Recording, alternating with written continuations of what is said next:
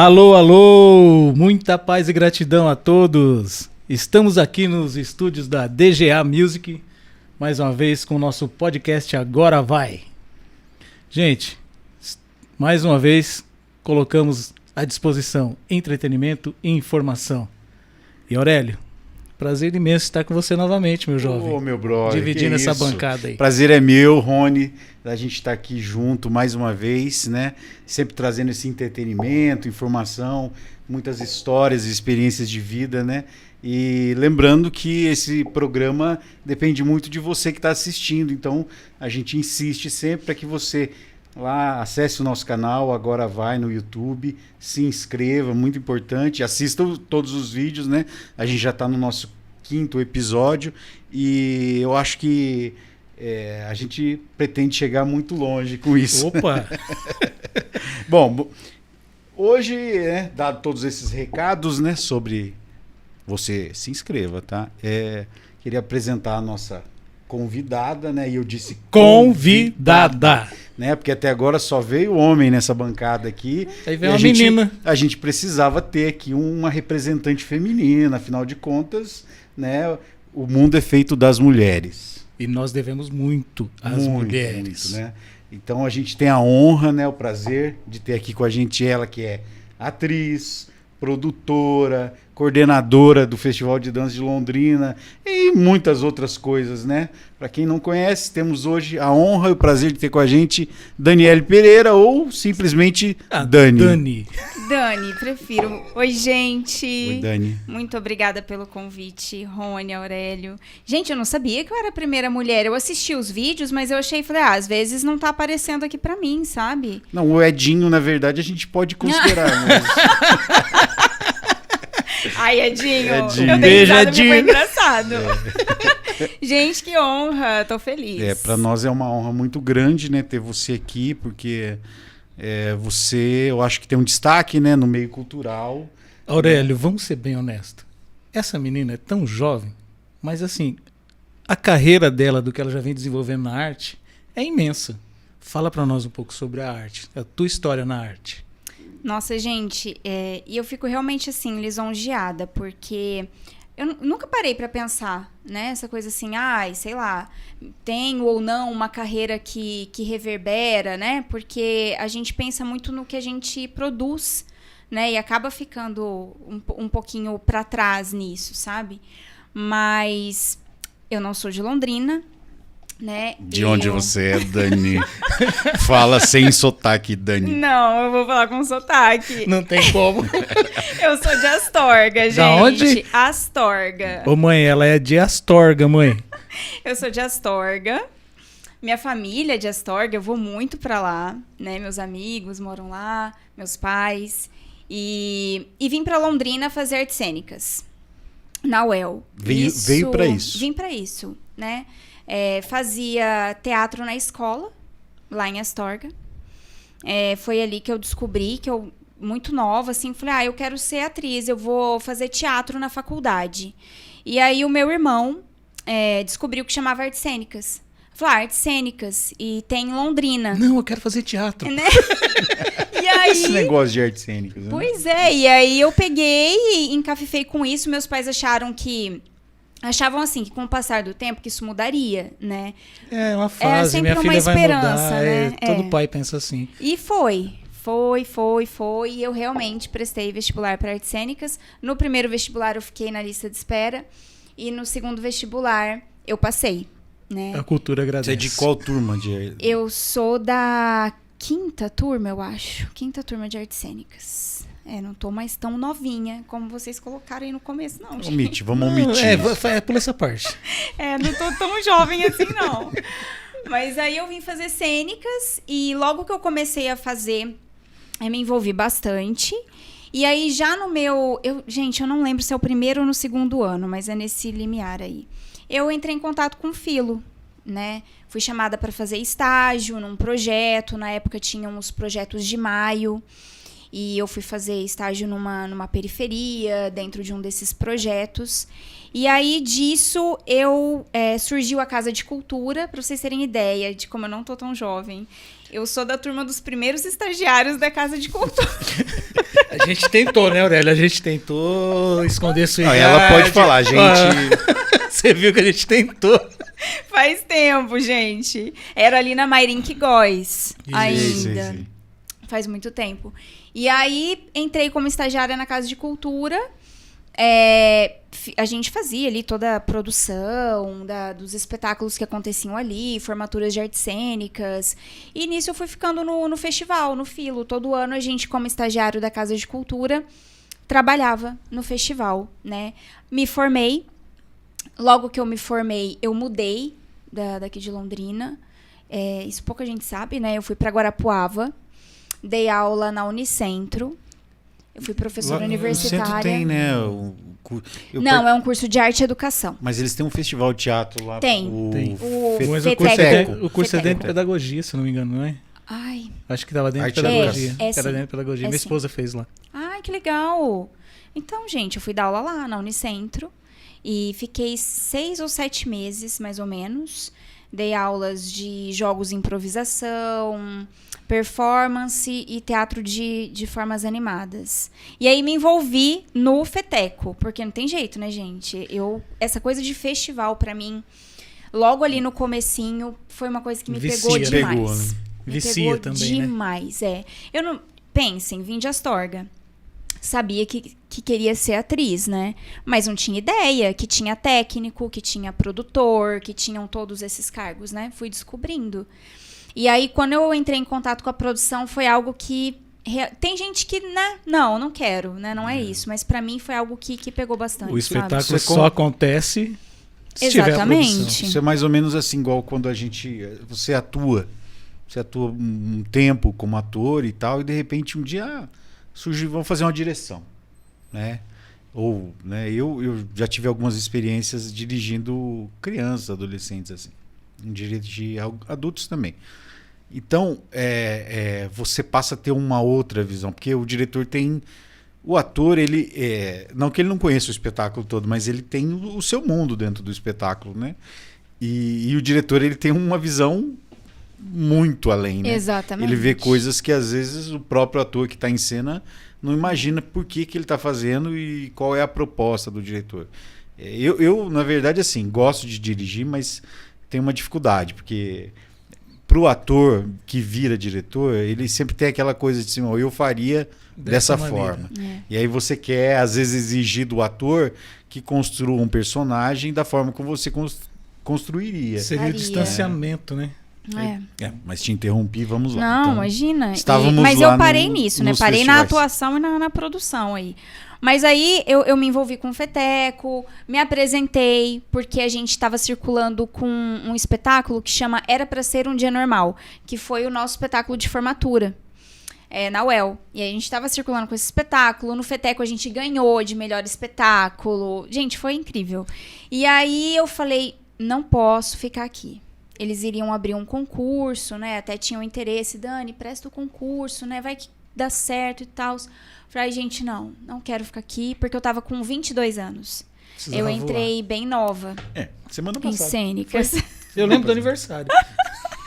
Não, aí eu entrei, né, e falei, não vou. Meus pais queriam me matar, né, gente? Porque carreira de professor universitário também... Essa menina, Aurélia, não aprende. Pois eu acho que era isso que eles estavam pensando. Eles queriam estabilidade, né? Óbvio, né, gente? Assim, pensando na minha proteção, né, no que seria melhor. Voltei pra Londrina, depois desse período lá, e aí continuei trabalhando nos festivais. O Filo eu trabalhei por 10 anos, o Festival de Música eu já trabalhei, Londrix já trabalhei, em vários eu já trabalhei, até que eu cheguei no Festival de Dança, como equipe de apoio na época, e aí ali eu fiquei, até porque no segundo Festival de Dança eu acho que eu tava...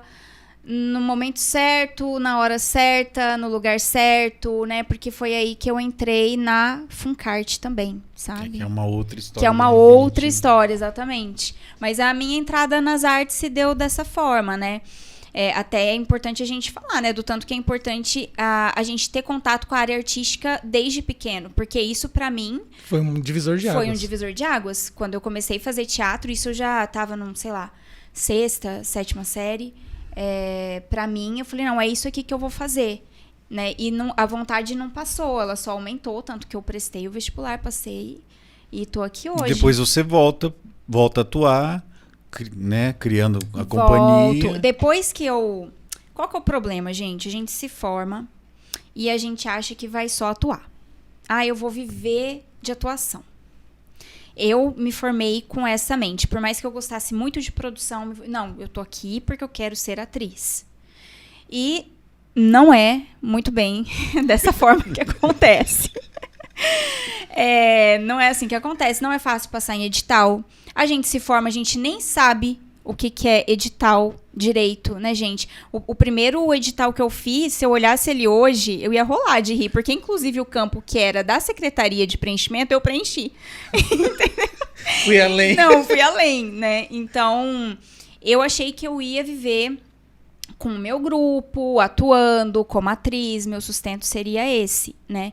E não foi dessa forma que aconteceu. Então, depois que eu percorri toda essa questão da produção, esse grupo que era com espetáculo, era para ser um dia normal, ele acabou, né? E aí eu continuei só como produtora. E depois de muitos anos, eu conheci... Muitos anos. Eu conheci o Renato, né? E aí que eu voltei com essa questão da atuação, né? O Renato, daqui a pouco a gente vai falar um pouquinho dele, né? Sim. E... Culpa sua, viu, Renato? Exatamente. Renato. Mas foi algo assim que, claro, que eu desejava muito, mas como eu não queria me sentir frustrada, então não era algo também que eu colocava como um definidor na minha vida. Você já dirigiu também? Não, nunca. Aurélio, 2 atores. Aceitamos a direção, né? Estamos aí. Do Renato, né, gente? Não, Renato, você escreve. Você faz assistência de direção, a gente vai montar o Esperando o Godot. Meu sonho, Esperando o Godot aí. Já temos os 2 atores para fazer. Pronto. Renato. Pois é, gente, olha lá, ó, o convite. Mas eu fiquei muito feliz de voltar. Para mim foi muito... Me preencheu muito, sabe? Voltar a atuar e com um espetáculo que... pra gente e pra mim é tão caro, assim, é tão especial, que é o Ovo, né? Até disso que eu queria falar agora, assim, já a gente deu uma pincelada em tudo que você faz e fez, né? Que é Ele tá fazendo ainda. Tem mais coisa por Mas aí. assim, especificamente em relação ao teu trabalho como atriz, assim, queria saber como é que se deu esse processo, no caso, né, que você começou a contar agora, do grupo, que é o... Agon Teatro. Agon coletivo, Teatro, né? Coletivo Agon, né? Que você e o Renato que... Exatamente. Né? São só vocês hoje no grupo? Somos só nós. A gente se coloca como membros fundadores e atores também, né? E aí vocês vão convidando... Exatamente. Convidamos sempre pessoas para as outras funções. Tá? Olha lá, ó. Edinho também. Edinho, chegou o nosso momento. Chegou a hora. Então eu queria falar sobre esse teu trabalho como atriz, assim... Dos espetáculos que você fez aí a partir da criação desse coletivo e o que vocês fizeram, participações em festivais, premiações, um pouco sobre os espetáculos. Se tem alguma coisa em cartaz ou planejar. Vamos planejar, né? Essa pandemia foi uma quebra muito grande, né? A gente tinha vários projetos em andamento e aí entraram esses quase 3 anos, digamos assim, no meio, né? Mas vamos falar do Ovo. O Ovo, ele foi um processo bastante extenso, né? A dramaturgia é do Renato e teve todo esse tempo, né? Dessa construção dramatúrgica. Renato, inclusive, estava construindo isso em um curso que ele estava fazendo, foi onde foi o estopim e depois ele continuou. E eu tinha essa vontade, né? Sou atriz, vontade de, poxa, eu queria fazer novamente, quem sabe, né? A adrenalina nunca sai. Claro, né? dar continuidade a essa carreira. A gente estuda por tanto tempo, faz tanta coisa, né? Não era o meu desejo abandonar, foi uma coisa que aconteceu, né? E aí o Renato veio com essa proposta do Ovo, o texto se modificou milhões de vezes, porque foi um processo longo aí de uns 3 anos. A construção. No processo. Exato. Né? Porque ele construiu e depois ia refazendo algumas partes. E a gente também, como é uma montagem que demandava cenário, demandava algumas questões que envolvem custos, a gente meio que colocou que precisava ter um projeto para poder fazer bem feito, né? Que a gente não queria que fosse qualquer coisa. E aí, nisso, demora mais ainda, né? Porque você manda uma vez, 2 vezes, 3 vezes. Eu acho que o ovo foi passar na 3ª vez, por aí, que a gente mandou o projeto. Caramba. E nisso a gente esperando, né, para montar o espetáculo. E mesmo quando saiu o projeto, a gente ainda demorou um tempo, porque a sonoplastia do espetáculo foi feita só para ele, né, pensando ali nas cenas, figurino, cenário. Foi um processo todo muito artesanal, né? E mesmo quando a gente estreou daquele jeito, né? Que a gente estreia sem achar que tá pronto e sem achar que tá bom, né? É a estreia de sempre. Mas desespero. Na verdade, nunca normal, tá pronto, né? Nunca tá pronto. Cada né? apresentação, ele... exato. E aí a gente apresentou e realmente ele pegou muitas pessoas logo de cara, né? Questões emocionais, afetivas. Eu acho que foi um espetáculo bastante impactante e que gerou bastante repercussão, também por tem a questão da encenação e tudo, só que tem essa questão anterior da dramaturgia, né? Que é uma dramaturgia muito intensa, muito potente tudo que o Renato escreve. Né? Nossa, hein? Que declaração de amores. Você sabe que a gente, eu e o Rony vivemos mais de uma vez, uma experiência com o dramaturgo, que era o Moacir Medri, né? Uhum. Nosso querido Moacir. E é uma experiência interessante você trabalhar e montar o espetáculo tendo o dramaturgo junto. Porque assim, até um dia o Miller estava dirigindo, falei para ele assim, pô, Miller, mas não, você tem que falar o texto do jeito que ele escreveu. Cláudio Miller, vamos frisar, um abraço pro Cláudio Miller. E eu falei assim, cara, mas é assim, a obra... ela tem uma certa liberdade poética, né? O ator que não consegue decorar texto inventando um pretexto. Põe o carro. Eu falei para ele assim, então, assim, quando você faz um texto, você faz ele pro mundo, né? Agora, como é que eu ia falar isso com o autor do lado, sentado assim? ao seu então lado. Eu mudava, né? uma coisa e olhava pro autor e falava assim, pode ser desse jeito. Não. Às vezes o Moacir concordava, ficou melhor, porque o Moacir é querido, né? Mas eu acho que ele queria que seguisse. Então, porque assim, quando você escreve, eu às vezes me arrisco a escrever algumas coisas. Você pensa cada vírgula. Exato. E você imagina, por isso que eu falo da dificuldade de ver outra pessoa dizendo algo que você escreveu de um jeito e pensa assim, nesse momento ela vai dar uma pausa, vai olhar para o lado e vai respirar e vai falar. Aurélio, mas como autor, eu acho isso fantástico, sabe por quê?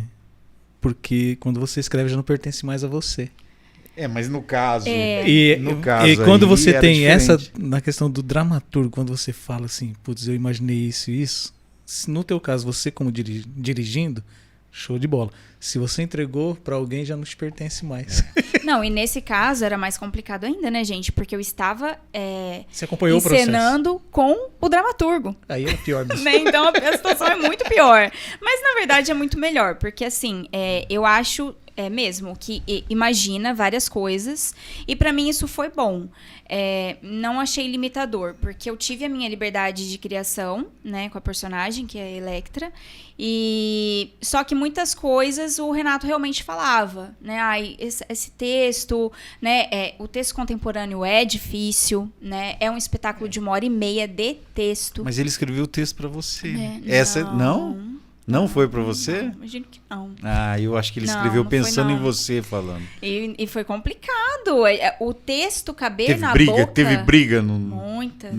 Então se não tem briga, não tem ensaio. Exatamente. Mas a gente teve várias interferências também que com certeza ajudaram o espetáculo se tornar o que ele se tornou, né? Então, uma orientação cênica do Márcio Abreu, né, que é da Companhia Brasileira de Teatro, essa direção do Renato também, que estava ali em cena e que era o dramaturgo, os profissionais que fizeram parte de todo o processo com a gente, né, no desenho de luz, na sonoplastia. Então, sem dúvida alguma, tudo isso colaborou muito, né? Até o Eugênio Barba, gente, a gente chegou a conversar com ele sobre a peça. Ele leu a peça, porque numa época que ele estava aqui no Festival de Dança. E aí a gente tava nesse processo com o ovo. E aí o Renato deu o texto para Eugênio e ele lindamente, generosamente leu em uma noite, sabe? Fantástico. Pra falar sobre, né? Ele e o Renato conversaram muito sobre. Então, obviamente, que são coisas que agregaram muito valor, né? E aí fizeram o espetáculo ganhar essa dimensão que ele ganhou. A gente passou por muitos festivais com ele, né? Brasília Cena Contemporânea, Porto Alegre em Cena. A gente fez uma pequena temporada em Curitiba, circulamos por muitas cidades aqui no Paraná, fizemos uma longa temporada aqui em Londrina, né? Foram mais de 20 apresentações só aqui na cidade, né? Então é um espetáculo que ainda está bem vivo para nós, né? Inclusive agora com o livro, né? Que a gente ainda não lançou. Mas vocês deram uma parada com ele. Demos, agora na pandemia. E pretendem voltar agora. Sim, pretendemos sim. E foi premiado esse espetáculo, sim, né? A gente circulou bastante justamente por isso, né? Pelos projetos, né? Que foram passando, prêmios que a gente foi recebendo. Então, a gente circulou bem com ele. Eu tenho uma curiosidade sobre esse espetáculo. A gente falou muito do Renato. O Renato é o esposo. É o Renato Forim, dramaturgo, e diz a lenda que esse espetáculo teve algumas coisas que aconteceram, assim, tipo, o médico, o SAMU, teve alguma coisa que aconteceu assim? Teve, gente. O SAMU foi nesse espetáculo? Ou foi não? no ovo. Foi no ovo Foi no também. ovo. Mas tem esse... Meu Deus do céu, né? O Renato, né? É isso, né, gente? A gente vai tem dar um spoilerzinho. uma vida pessoal e profissional juntos, né? Em várias coisas aí. E teve essa questão do SAMU. Porque tem uma parte do espetáculo que o Renato, ele simula que passa mal. E não foi só uma vez, não, que tiveram essas ocorrências. Atenção, SAMUs da cidade. Gente, ele simula que passa mal, e aí o técnico vem e dá um copo de água, e aí eu largo ali minhas coisas e também vou, né, ao encontro dele, falo, meu Deus do céu, né, tá passando mal. E o público geralmente se envolve, né, comenta, não, calma, fica calmo, é normal. Você quebra aquela quarta parede. Não existe a quarta parede. Aí, por exemplo, quando a gente apresentou aqui em Ibiporã, a secretária de saúde foi tentar ajudar. Quando a gente se apresentou no Sesc Cadeião, isso também aconteceu de pessoas tentarem ajudar. E em Porto Alegre, a gente até conversando agora sobre isso, ele me lembrou, falou em Porto Alegre, no Porto Alegre em Cena. Eram 2 apresentações, gente. Uma num dia, outra no outro. No primeiro dia, a gente avisou toda a equipe técnica. Ele simula que passa mal, né? É uma cena, tarará, tava todo mundo sabendo. No segundo dia, trocou a equipe. E a gente não sabia. E aí, ele começou com essa cena. Gente, ligaram pro diretor do festival. O diretor do festival saiu do lugar que ele estava em outro espetáculo na Porto Alegre em Cena, é longa, gigantesca. Então, uma cena leva um certo tempo para dar tempo. Ela leva um tempinho. Entraram em contato com ele, gente, com ambulância, deu tempo de fazer tudo isso. Então, lá em Porto Alegre foi que aconteceu isso, sabe? E é por conta dessa cena, um spoiler aí, né? Pra quem não assistiu. O desejo de ver o espetáculo. Mas não é só isso, né? Vocês também estou sabendo que teve um problema aí com uma entidade protetora dos animais e tal. Na verdade, foi com uma pessoa. Um ser humano, né? Sempre tem aquele ser humano. Foi em Brasília. No Brasília, Cena Contemporânea. Vocês estão vendo que a gente é polêmico, né? A gente não gosta. Mas isso dá curiosidade no público, né? Sim, lá em Brasília foi o seguinte. Ovo, ele tinha 2 pintinhos. São 3 caixas de madeira, que são o cenário inicialmente. E depois essas caixas se transformam num galinheiro. Dentro dessas caixas tem palha de arroz. E em uma dessas caixas, ela é furada e tem 2 pintinhos. Só que até chegar na formação do galinheiro, a gente mexe muito as caixas. E empurra e vira e mexe muito. E aí, sempre, né, dava a impressão assim, meu Deus, mas os pintinhos estavam ali dentro? Sim, eles estão, mas justo nessa caixa deles, a gente não mexe, né? No máximo empurra. E aí, lá em Brasília, tinha uma pessoa assistindo o espetáculo, que depois que o espetáculo acabou, ficou muito nervosa, né? Falando que era maltrato ao animal e tudo mais. Acha esse pintinho dentro dessa caixa virando e se revirando onde já se viu. Gente, acha que a gente iria pra cena maltratar um animal falando de delicadezas como a gente trata em ovo? Jamais. Né? Jamais em qualquer circunstância, né? E aí não houve o que fizesse. Aí a gente tem um teaser do espetáculo, que aí tem um ovo que tem sangue cênico dentro. E tem um trecho do teaser que mostra as mãos do Renato com o sangue cênico. Ai. Aí que a gente entra nas fake news. Nossa. Né? A pessoa pegou, recortou aquele momento do teaser e falou: tem um espetáculo que eles matam o animal em cena. Meu Deus. Olha o tamanho da fake que criaram. Esse é o Brasil que nós vive. Exatamente. E aí, nisso, isso se espalhou muito lá em Brasília, onde a gente estava. Vocês tinham mais apresentações aí? Tinha mais uma, né? Essa foi no primeiro dia. E ganhou... Gente, essa questão da fake news, infelizmente, ela ganhou uma proporção absurda e muito rápido, né? De repente, na madrugada, tinha gente do Nordeste mandando mensagem pra gente. Sabe? Que o espetáculo e o grupo não era bem-vindo. Né, por conta disso. E é uma coisa muito perigosa. As pessoas têm que ter muita consciência do que elas falam, do que elas fazem. Ser responsável pelos atos. Exatamente, porque numa dessas rolam linchamentos, né, várias coisas efetivamente que atentam contra a vida de outras pessoas, né? Poderia ter sido o caso, né, desse do ovo.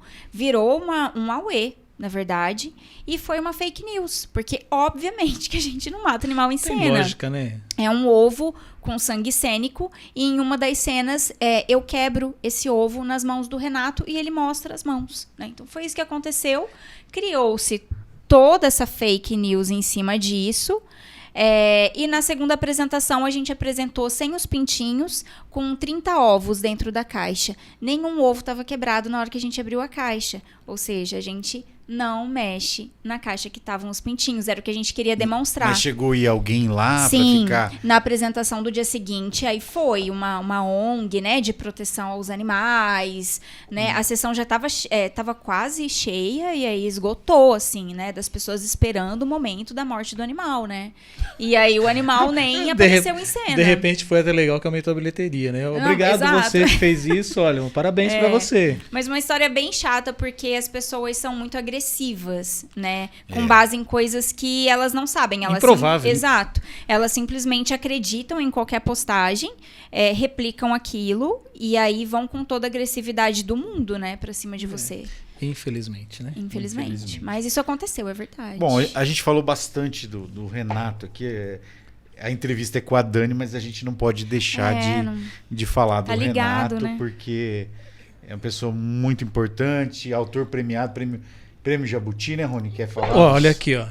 O Renato é autor do livro Samba de uma Noite de Verão, premiado pelo 59º Jabuti.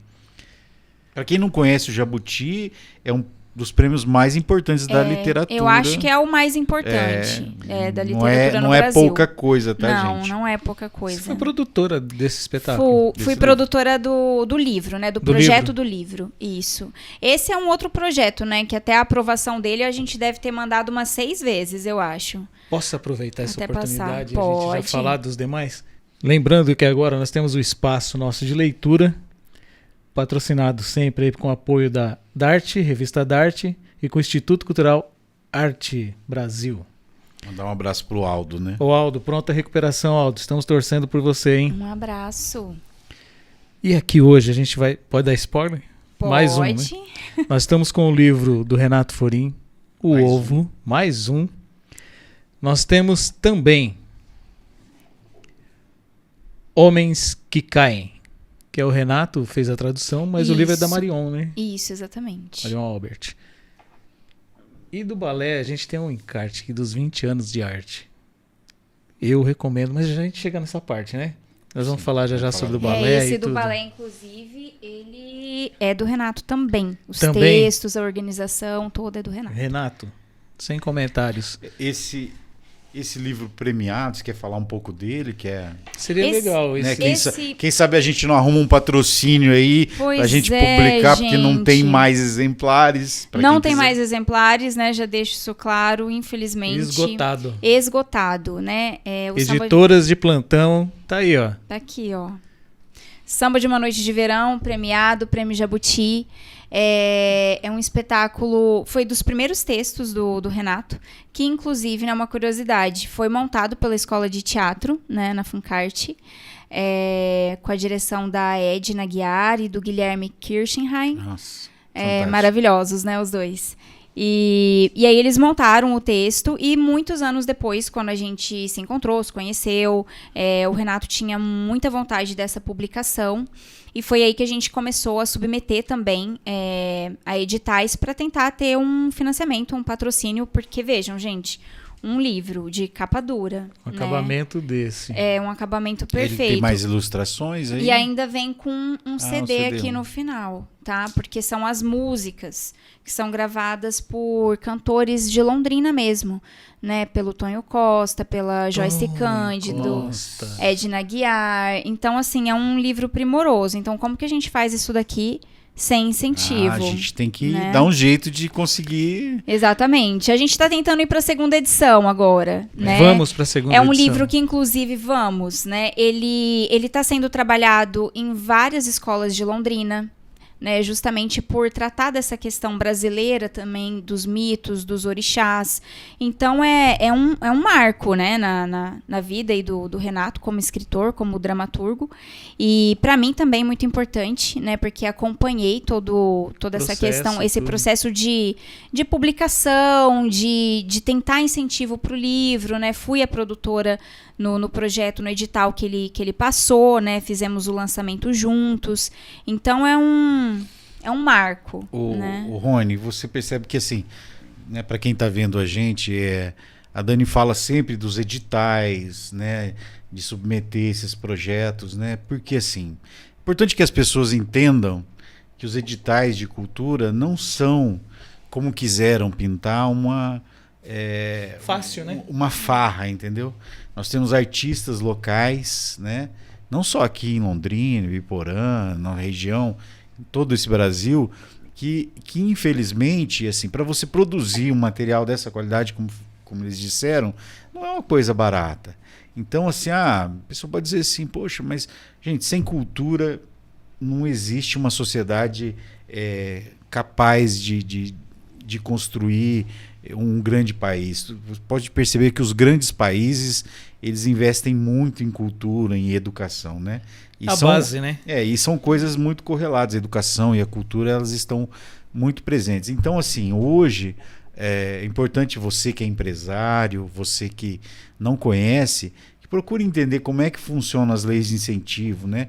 E em Londrina a gente tem o PROMIC, né? Que é um Programa Municipal de Incentivo à Cultura, que ele é um programa que você aprova e você não precisa fazer captação, né?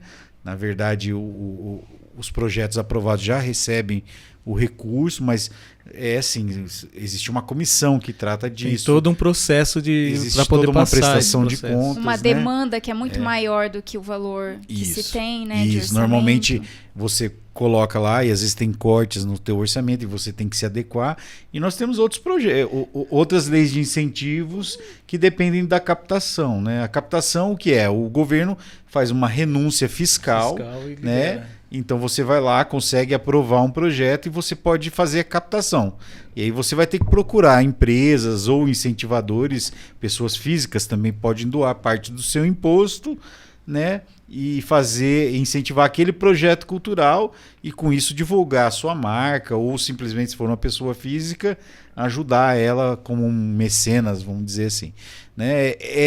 Pode parecer uma coisa assim, mas veja bem, toda a estrutura que envolve a produção de um livro não é só o Renato que escreveu o livro. Tem muita gente envolvida. A Dani, envolvida. que é produtora, tem o diagramador, tem a pessoa que fez, né? Tem aqui no caso os músicos que produziram, entendeu? Então é uma cadeia. A cultura, ela gera muito emprego.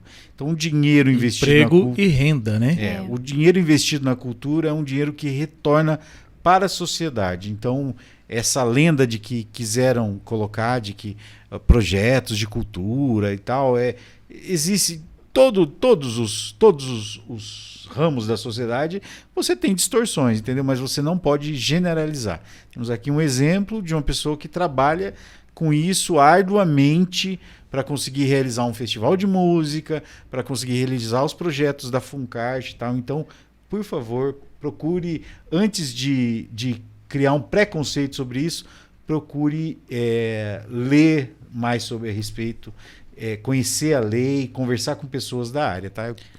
Aurélio, importante isso. E vale lembrar que desde o nosso primeiro episódio, com o Vasco, com o Edinho, com o Alexandre Simeone, com o Vander, todos sempre falando de cultura, envolvido com cultura e fazendo um trabalho social.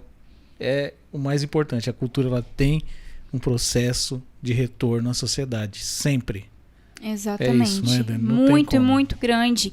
E é bastante importante essa fala, porque isso realmente foi algo disseminado, né? De que não vale a pena investir, de que é tudo errado, de que as pessoas desviam valores, verbas, que não tem que investir na cultura, na arte. E isso são coisas que a população no geral, ou mesmo quem não trabalha dentro da área e não sabe muitas vezes que isso é mentira, tem que entender que é uma mentira, né? Porque não tem como a gente tirar determinados projetos, determinadas ações do papel sem um incentivo prévio. Quando a gente vai para fora do nosso país, o que as pessoas procuram?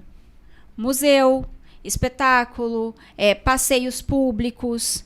Tudo isso é um investimento e um atrativo turístico. E um atrativo turístico. Então, assim, se a gente procura quando a gente sai daqui, como que a gente não procura dentro daqui, né? Onde a gente tem uma produção, meu Deus, gente, o que é o Brasil em produção artística? Rico, e cultural, né? É riquíssimo.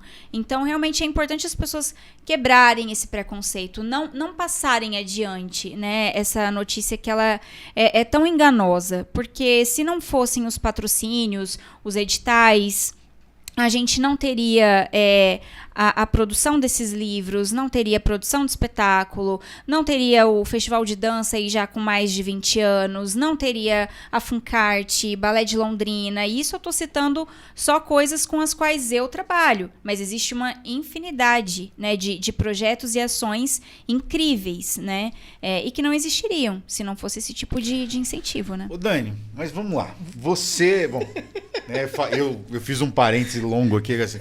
Você é conhecida como a Dani do balé, a Dani da Funcart, então, né, quero que você conte agora pra gente aqui Tô puxando o fio aqui, ó.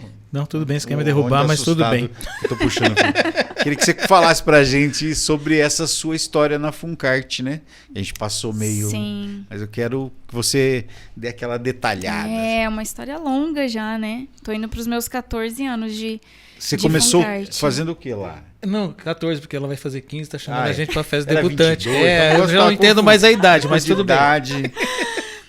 Então, na Funcart eu comecei pelo Festival de Dança, né? Eu estava lá fazendo parte dessa equipe de apoio e aí conheci as pessoas da fundação, né? Na época até era separado ainda, né? Era o pessoal da dança ali na beira do lago, onde estamos todos hoje. E um outro pessoal do teatro na Rua Acre. Na Rua Acre. Isso. Eu estudei Isso. Lá. E aí, nesse momento que eu entro, começo a equipe de apoio, conheço todo o pessoal. E por que eu falei, né? De eu estar na hora certa, no momento certo? Porque a Suzana Proença, um beijo, Suzana, ela era produtora do balé. Só que a Su, ela estava muito com outros planos também, tentando ali uma carreira de produção em São Paulo. E ela conseguiu uma oportunidade, né? E aí ela saiu da fundação e da produção do balé. E aí precisava de uma produtora. E aí eu estava lá, nesse momento.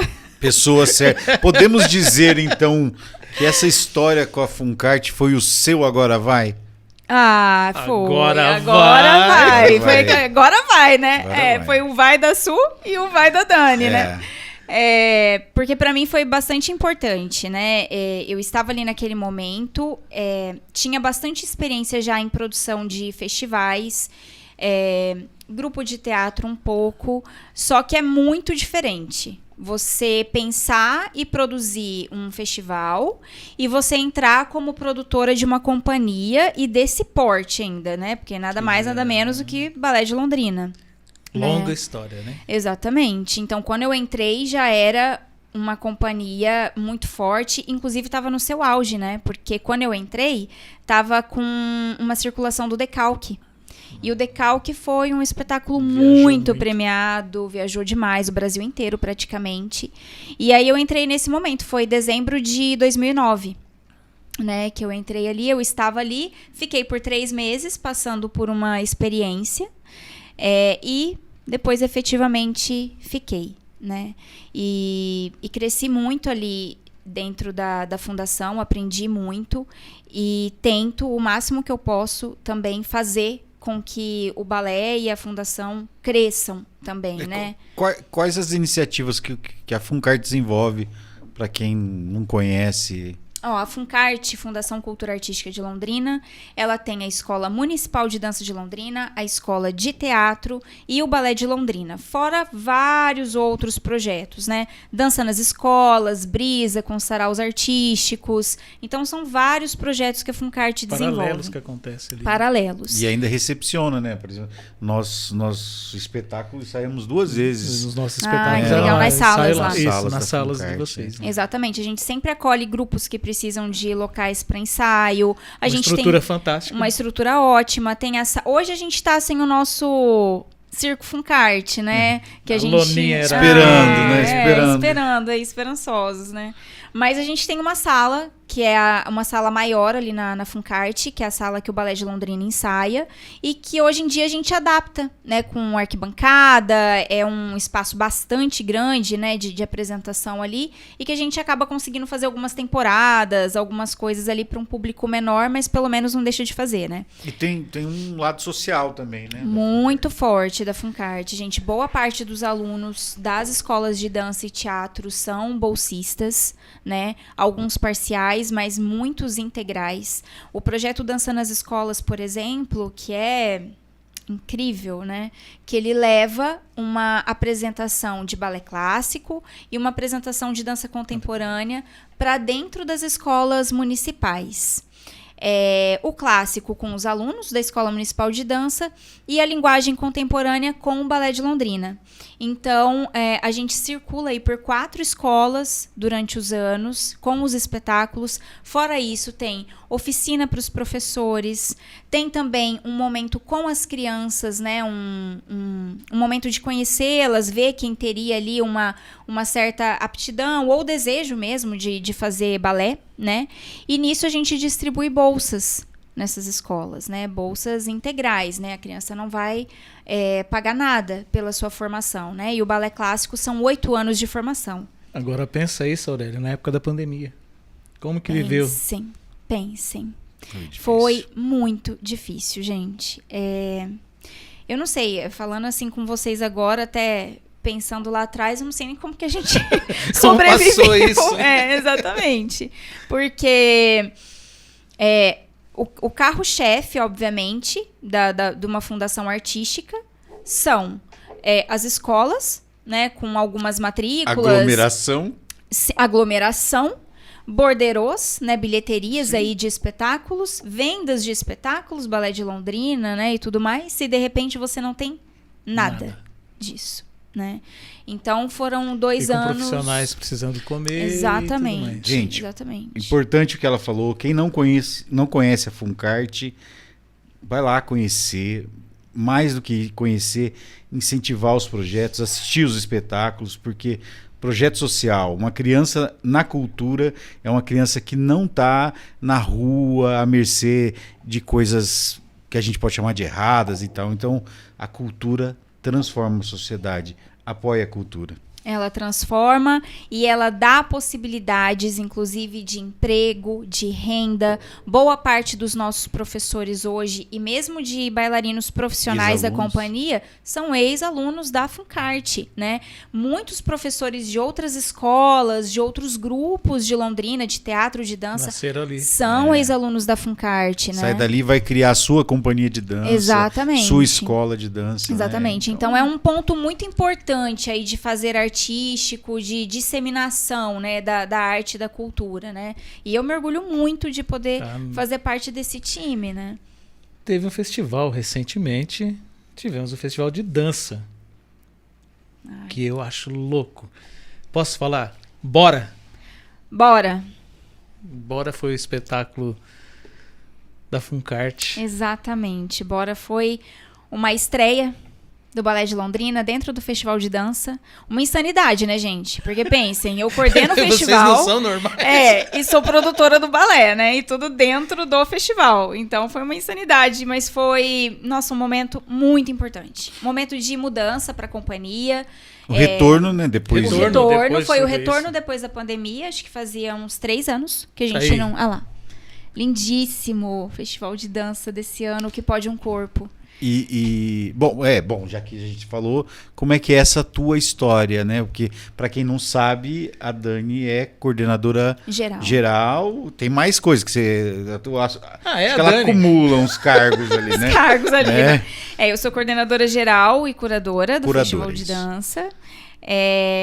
E tô sempre ali na equipe de produção, né, gente? Porque é impossível, né? Não estar. Você tá há quanto tempo já na frente? Na frente do festival há 13 anos.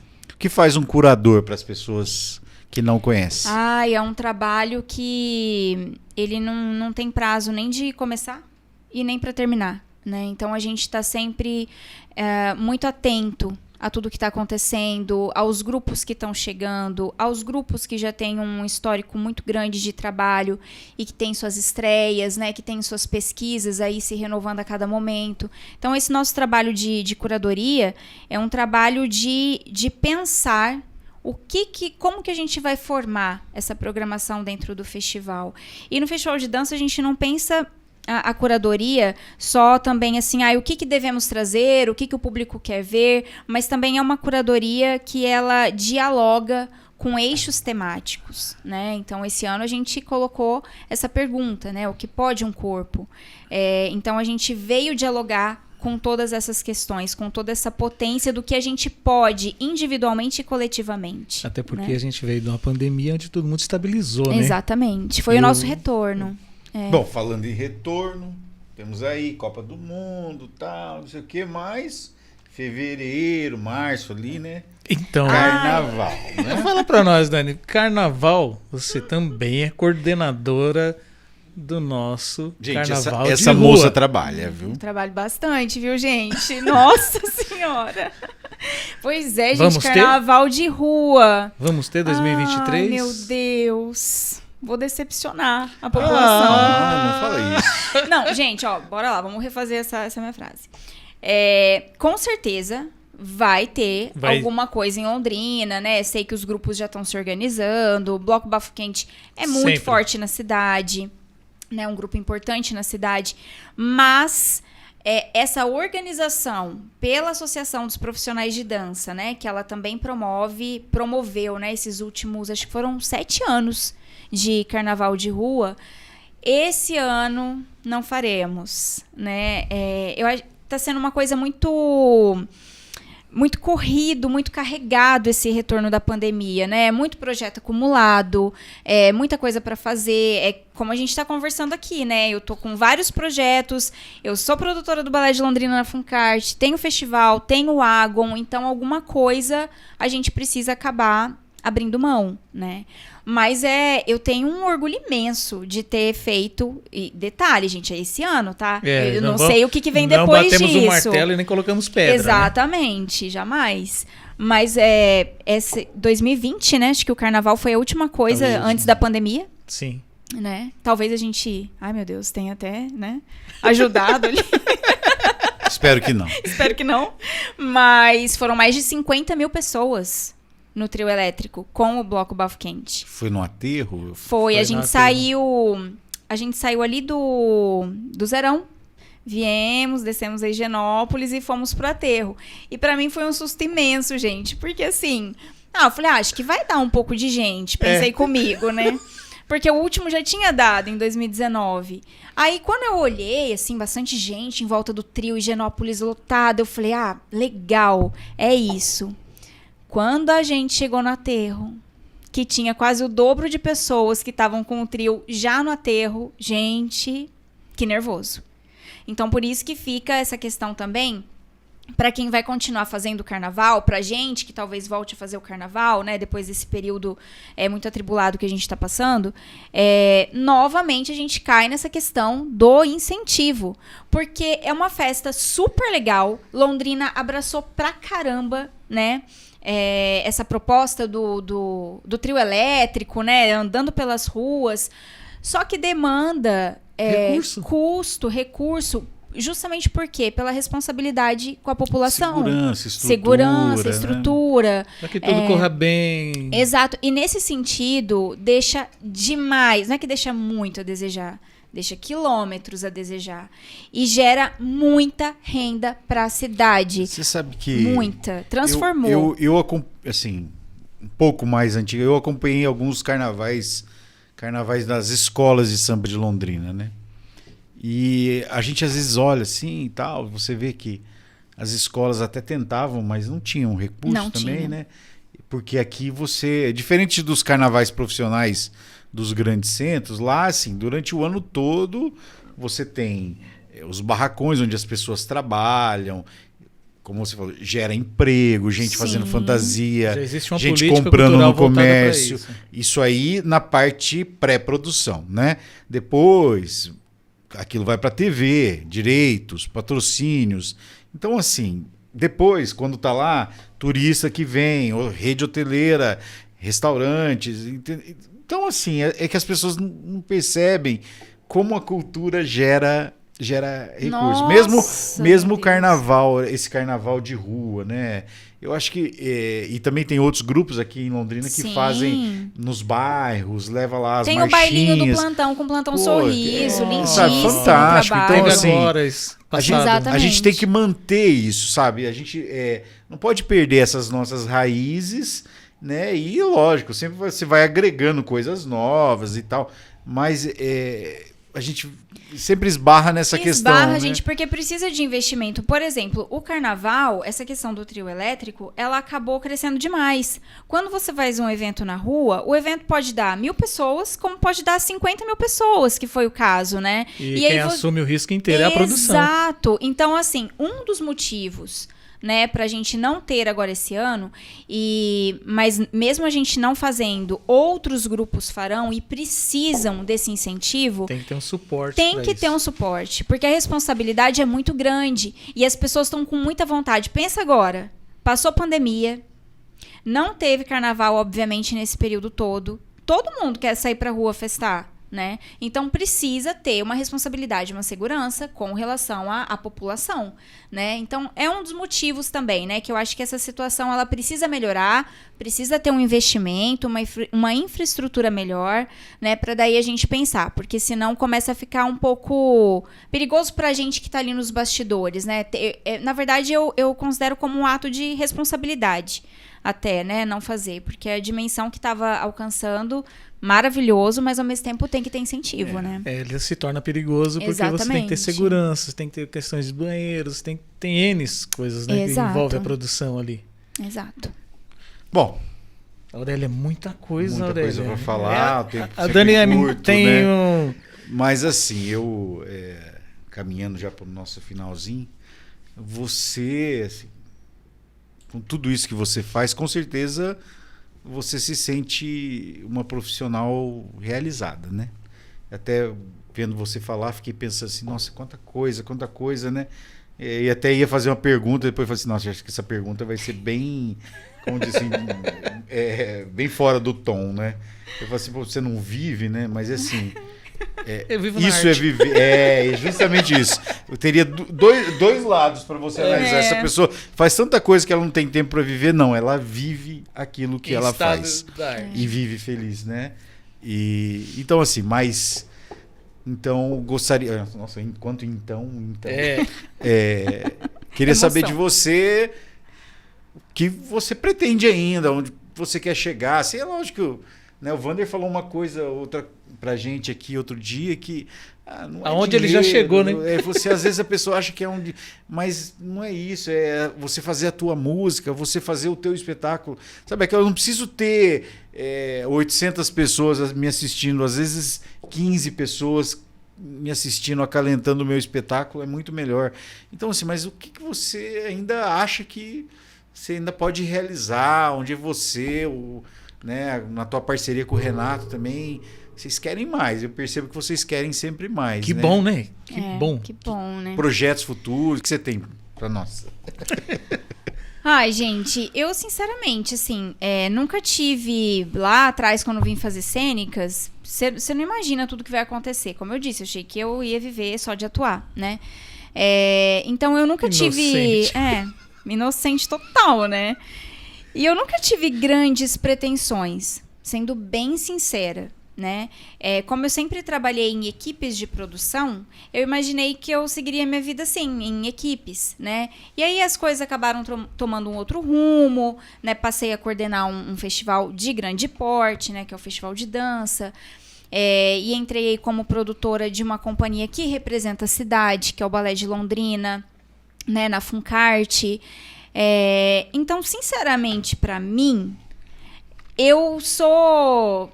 Não é que eu não sonho alto, eu sonho, mas assim, eu não imaginava que tudo isso ia acontecer. Ainda veio o Agon, o Renato, né, que é uma pessoa que entrou tanto na minha vida pessoal, quanto na vida artística profissional, né, e de nós dois ali vem muitos frutos, né. Então eu desejo sinceramente continuar também ajudando a promover, né, essa questão do fazer artístico, porque desejo atuar, desejo estar em outros espetáculos. Renato já está aí na escrita de outros textos, e desejo muito continuar em cena, mas desejo também conseguir continuar a proporcionar que as pessoas consigam colocar suas propostas aí na atividade, né? Assim como foi com Carnaval de Rua, né? Com Bloco Bafo Quente, assim como acontece com a publicação dos livros do Renato, que tem uma escrita, uma dramaturgia incrível, e assim como acontece com a Funcarte, com o Balé de Londrina, né? O balé está numa nova fase, agora trabalhando com coreógrafos convidados, né, a gente estreou essa nova fase agora, nesse retorno da pandemia, né, com o espetáculo Bora, no Festival de Dança, coreografia do Henrique Rodovalho. E então, assim, o meu desejo é que esses lugares que eu estou, que continuem florescendo mais, né, que o balé alcance voos muito mais altos, né, inclusive com essa produção agora que ficou tão incrível, né. Então, eu desejo, sinceramente, conseguir alcançar lugares que a gente já foi e lugares que a gente ainda não foi, né? Levando o nome da companhia, da fundação, de Londrina, do Brasil, né? Quero muito que esse espetáculo também ganhe vida, ganhe força fora barreiras, né? Exatamente, dos limites do nosso país. O balé já foi para vários lugares, né? Para França, aqui para Peru, Argentina, África. Então, desejo muito que a gente volte a ocupar, né, esse lugar depois desse período todo de pandemia aí, e desejo que o Agon floresça, que a dramaturgia floresça, né, que o festival continue a potência, né, que ele atingiu e que ele é hoje. Então, sinceramente, o que eu desejo assim é continuar florescendo, sabe? E o que a gente deseja é que ela tenha pelo menos uns 100 anos. Gente, e a gente meu avô aqui tem novamente. 102. Ah lá, tá? eu não falei, acertei. E o pessoal de Astorga vive bastante. Vive bastante. Bom, mas pra gente encerrar, a gente tem que fazer aquele agradecimento. Sim, né, vai ao lá, pessoal Aurélio. que nos apoia aqui, que tá sempre junto com a gente. Começando pela DGA Music. Grandes parceiros. Né, grandes parceiros. Né, e a gente não pode deixar de falar do Painho Lanches. O Douglas, meu grande Douglas, amigo. Nosso Um amigo com abraço. surpresas aí, hein? Tem surpresas do Douglas Surpresas, aí, né? em breve. Hoje a gente também fala do amigo, nosso amigo Silvas Barbearia. Silvas. Né, que tá sempre com a gente aí. Tem o Chopp Brasser, né? Esse a gente O não Chopp sabe. Brasser, esse Esse tá a gente sempre lembra acompanhando dele. a gente, né? O restaurante Papo Cabeça, né? Esse- Mandar um abraço pro Marcos lá. Marcos, um abraço. Vivarte, A Vivarte, né? escola de música. A gente vai preparar um material especial com a Andréia. O pessoal quiser aprender música. Trazer a Andréia aqui Trazer a qualquer Andréia dia, aqui, né? Vamos Faz trazer favor, agora. Andréia, sai da que toca. a gente, né? Finalmente a gente trouxe uma Abrimos mulher. o Mulheres, Você viu, isso né? aí. Não é pouca coisa, né? Mas lembrar que a Andréia tá aí disponível para quem tem um barzinho, quem vai fazer o casamento, né? Só falar com ela lá. Tá nas nossas. Só seguir no final do nosso episódio, a gente sempre deixa os nossos endereços dos participantes, dos convidados e também os nossos, tá? Eu acho que é isso, né? Aurélio. Lembrar o seguinte, gente. No próximo programa a gente vai ter surpresa aqui. Nós vamos começar a Isso. ter sorteios de brindes. Então, acompanhe a gente aqui. Vai ter que ter um negocinho aí, vai ficar muito legal. Eu acho que. Né, A gente, pra Dani, a gente tem que falar uma coisa que a gente sempre fala aqui, Dani. Muita Muita paz e gratidão. gratidão. Que você permaneça sempre levando essa paz às pessoas, os espetáculos da nossa parte. Foi uma honra para nós ter você aqui, assim, realmente muita coisa, muita Então tem que coisa, fazer outra, Aurélio. né? E se você quiser fazer um agradecimento, mandar um beijo, um abraço para alguém, Cobrança também, a gente falou que tá também, liberado. né? Gente, eu agradeço muito pelo convite. E super parabenizo vocês, né, pela iniciativa, porque é mega importante pra gente estar aqui falando sobre esses assuntos, sobre a arte, sobre o que a gente produz, né? E vocês estão dando esse espaço, né? Quanto que eu não falei de lugares aí, né? E que provavelmente as pessoas que vão assistir vão procurar para ver o que que é. Então, muito importante essa iniciativa de vocês. Desejo vida longa, tá? Que vocês continuem aqui firmes. Por favor, que tenham patrocinadores. Vamos lá, gente, investir, que é importante, né? Então, eu agradeço muito vocês. Agradeço aí os lugares que eu trabalho, Beijo Imenso, Funcarte, Associação dos Profissionais de Dança de Londrina, Balé de Londrina, Agon Teatro, Renato. E eu acho que é isso, né? Por Pega enquanto, ali. acho que é isso. se é isso, então, Agora vai! Dani. Fantástico. Muito obrigada.